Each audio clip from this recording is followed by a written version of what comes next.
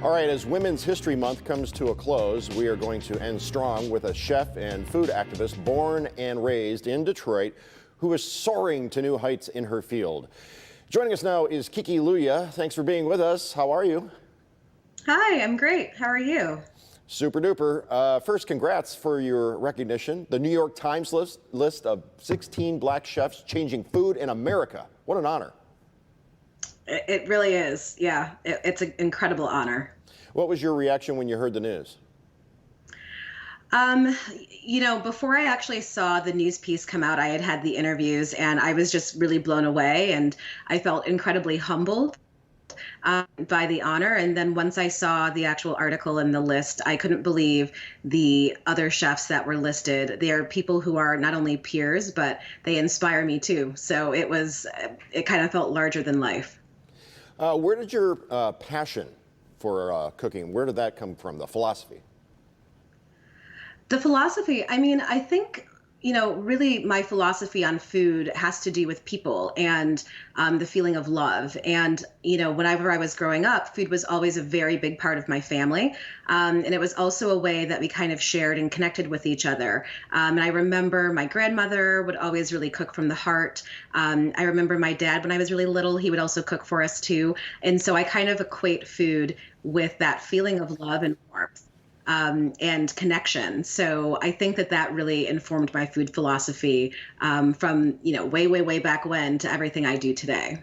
It's kind of funny that there's that emotional connection between food and grandmas and parents and childhood and all that. I feel that very strongly myself.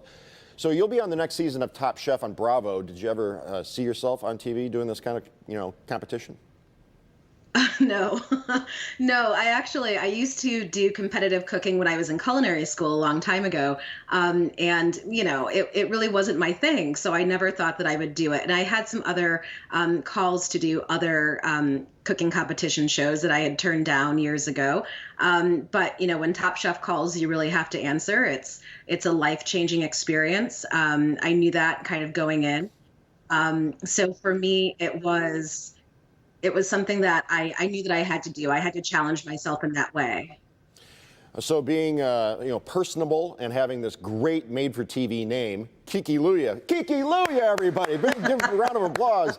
Do you think you have an unfair advantage? Oh, I do have probably one of the coolest names this season. I will say that. Unfair advantage, you'll have to tune in to find out.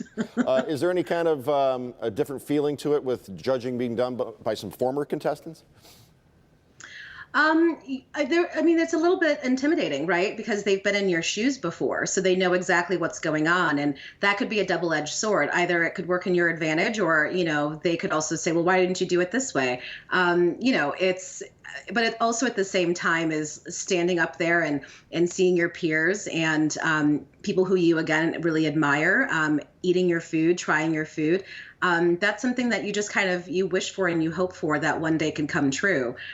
So yeah, it definitely added another layer, maybe of like a little bit of nerves and anxiety, but also ultimately it was really rewarding. All right, well, I'm not going to read what's in the teleprompter. I'm going to say break a leg like they say to actors. Do they have is there a chef equivalent of break a leg to an actor who's going on stage, like break a spoon? Ooh, break a leg. I'd have to think about that when you put me on the spot there. Well, at any rate, sharpen your knives. How we about hope that? you do well. What, sharpen your knives? Sharpen your knives. Yep. You can catch the new season of Top Chef. Bye-bye, Kiki. Good to see you. Season 18 Bye. on Bravo tomorrow night. That's April 1st. We're not fooling. 8 p.m.